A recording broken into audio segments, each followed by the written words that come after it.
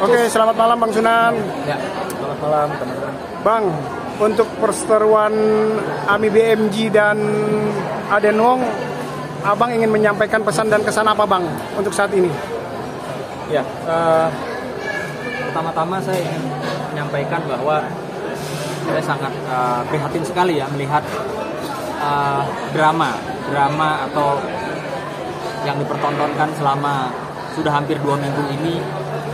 Namun demikian Ibu Emi belum juga mendapatkan haknya, yang dimana saya pribadi sudah berkomunikasi dengan salah satu tim kuasa hukumnya Ibu Emi, yaitu Ibu Seli Manafe, yang saya juga sudah menyampaikan kepada tim kuasa hukumnya Ibu Emi bahwa saya siap mensupport dalam bentuk apapun terkait dengan kasus atau pelaporan yang saat ini sudah berjalan. Menurut saya, dari kacamata kami selaku orang hukum, tentunya laporan dengan dugaan pasal perzinahan atau perselingkuhan 284 KUHP tentunya banyak sekali hal-hal atau alat bukti yang harus dapat dibuktikan atau dapat dipenuhi sehingga perkara tersebut bisa jalan.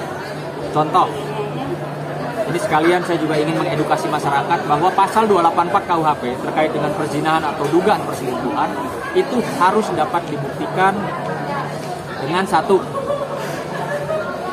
seorang istri atau seorang suami yang sudah menikah itu melakukan pernikahan ya tanpa sepengetahuan istri atau suami yang sah, atau secara diam-diam, atau mungkin bisa dikenal secara siri atau secara terang-terangan. Nah, itu baru bisa dikenakan pasal tersebut. Dan atau ketika seorang suami yang sah atau seorang istri yang sah itu kedapatan di dalam satu ruangan atau di satu kamar hotel ya, sedang melakukan hubungan intim, maka unsur-unsur dari pasal 284 KUHP itu bisa dikatakan terpenuhi. Dan apabila kami menilai dari apa yang tergambar, ini apa yang tergambar ya, apa yang tergambar di video viral selama ini akan lebih cocok ya, akan lebih pas untuk menjerat terutama si orang yang kita duga orang ketiga ini dengan pasal 330 KUHP, di mana di pasal 330 KUHP itu ya, kita dapat melaporkan TE ya, dengan apa yang seperti dia lakukan di dalam video tersebut.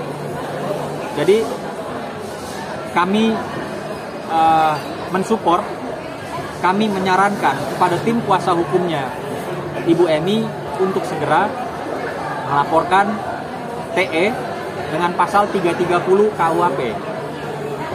Apa isinya? Mungkin rekan saya Dr. Anwar bisa menjelaskan. Silakan. Terima kasih semuanya. Selamat sore rekan-rekan media.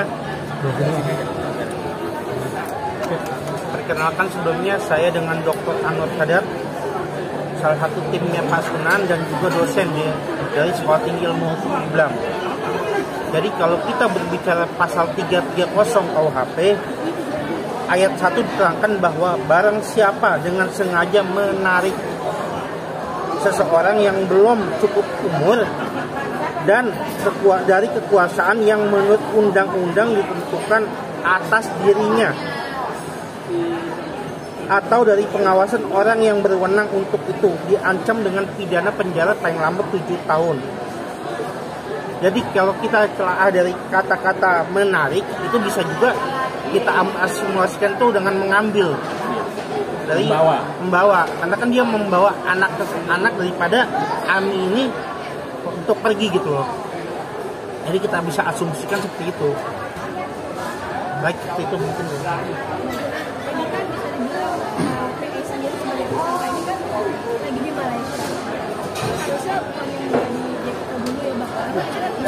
Sudah berjalan tapi kan dia tidak pernah muncul lagi ke Saya yakin dalam hal ini penyidik Polda Metro Jaya khususnya pasti akan mengambil langkah-langkah yang memang harus ya atau dapat diterapkan kepada seorang TE. Ya, kalau dipanggil 1 kali tidak hadir, 2 kali tidak hadir, ini kita bicara atas laporan yang sudah dilaporkan ya. Itu tentu saja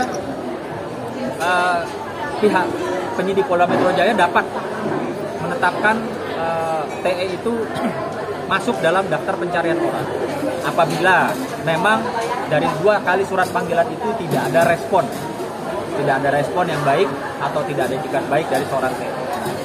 Namun demikian, saya melihat kuasa hukum daripada suami Emi sendiri juga saat ini saya lihat sangat percaya diri atas dugaan-dugaan pasal yang dilaporkan.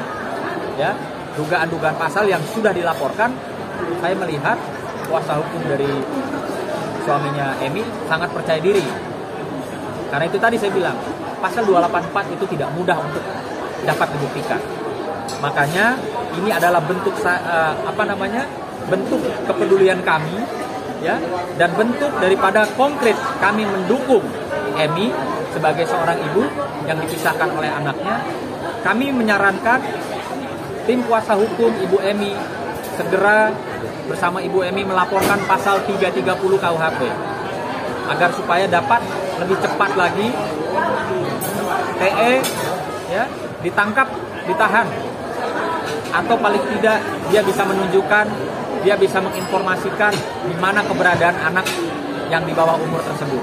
Karena jelas ancaman pasalnya itu 7 tahun, sehingga pihak kepolisian dapat segera untuk bertindak, ya, menangkap dan menahan. Jadi sekali lagi ini adalah bentuk kepedulian kami. Kami mencoba menggali, kami mencermati video tersebut, maka dari segi sudut pandang hukum kami, TE dapat dikenakan pasal 330 KUHP.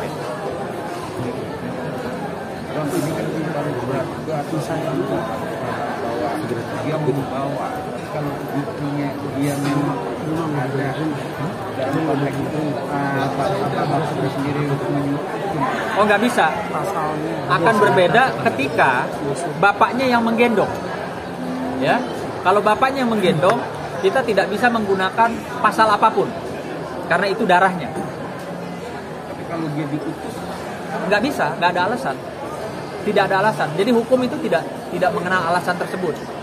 Dia nggak akan bisa bilang, oh saya disuruh bapaknya, nggak bisa. Kebetulan saya ada beberapa pengalaman kasus-kasus seperti ini.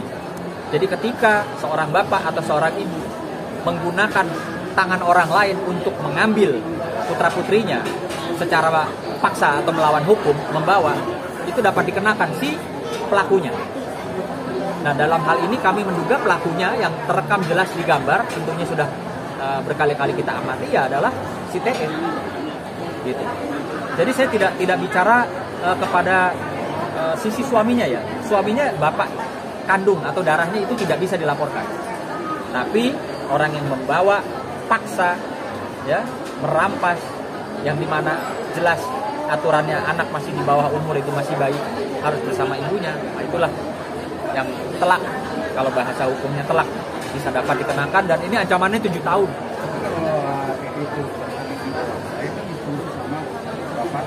Silahkan beralibi nanti di pengadilan. Cuman sepengetahuan kami, orang hukum, itu tidak berlaku. Kecuali bapaknya yang ambil, bawa pergi. Nggak ada pasal yang bisa menjerat bapaknya.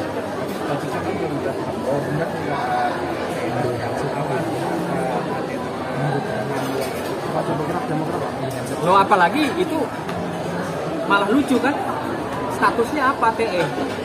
Membawa anak, ya, di hadapan ibunya yang punya hak. Statusnya apa? Babysitter. Kalau dia babysitter, mana surat kontraknya dia dengan keluarga itu? Ya kan? Kalau dia bawa personal assistant, mana surat kontraknya kalau dia adalah seorang personal assistant? Buktikan, kita kan bicaranya sudah bicara hukum di sini.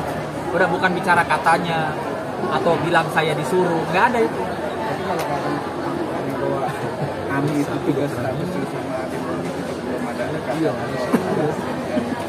pernikahan gitu. tidak ada kontrak atau apa, nggak ada pernikahan. Gini ya, yang kita perlu ketahui dan saya harus mengedukasi bahwa peristiwanya, kejadiannya yang kita lihat itu ada di Indonesia, maka hukum Indonesia berlaku. Dan kebetulan pelakunya yang kami duga TE adalah warga negara Indonesia yang membawa, merampas, memisahkan dari anaknya itu kan yang tergambar loh ya. Ini bukan kata saya. Gitu. Jadi saya harap ya agar segera tim kuasa hukumnya ini mengambil langkah melaporkan pasal 330. Karena ancamannya 7 tahun sehingga bisa segera dilakukan penangkapan dan penahanan.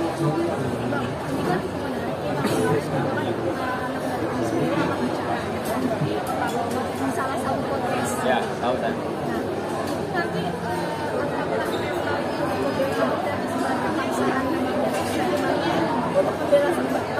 atau memang konteksnya dia ini sama anak ini memang apa namanya dibeberkan aja Pak, kayak memberikan Nggak bisa. Jadi seorang anak kecil, ya, seorang anak kecil itu tidak bisa diikut sertakan dalam kaitan atau persoalan rumah tangga, ya, atau juga kaitan kasus hukum.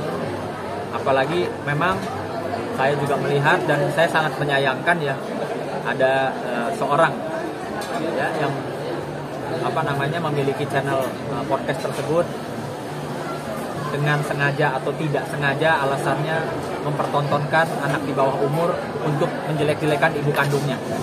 Itu yang saya sangat sayangkan. Kalau kita bicara harusnya pakai hati nurani ya, harusnya pakai aturan, jangan pakai katanya saya nggak bisa menyampaikan ini ke publik, saya ada omongan, nggak bisa. Kita itu hidup ada aturannya. Aturannya anak kecil nggak boleh dieksploitasi, ya sudah ikuti saja. Ya, Anda mau review masalah kesehatan karena dengan kapasitas Anda tentu masyarakat berterima kasih.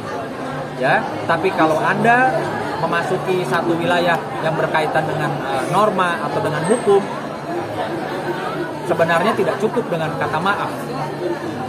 Itu menurut pendapat hukum kami. Amin harus bisa diperbantukan negara sendiri. Gini loh, ini kan sekali lagi saya bilang, ini kejadiannya di Indonesia. Kami sendiri juga selaku orang Indonesia, selaku masyarakat Indonesia juga malu gitu. Ini rame-ramenya, gaduhnya warga negara asing di Indonesia, sampai dia datang ke podcast kemana-mana, sampai dia bikin video minta tolong sama Pak Presiden, itu di Indonesia. Ya, jujur, saya tadinya nggak peduli, tapi begitu melihat loh, kok jadi kayak begini ya, maka saya juga terpanggil. Apalagi kita ketahui ada juga keterlibatan dugaan warga negara Indonesia yang menjadi penyebab salah satunya kegaduhan rumah tangga mereka. Kenapa? Makanya saya lebih jujur ya, saya orang Indonesia, saya lebih ngincer ya warga negara Indonesia ini. Makanya pasalnya saya cari ya untuk si TE. Gitu deh. Percaya deh, dengan pasal 330 ini TE nggak akan bisa berdalih. Karena itu sudah terekam jelas gambarnya. Artinya fakta sudah berbicara. Tidak perlu lagi mau siapapun nanti pengacaranya TE, ya, saya yakin pasti kena. Gitu.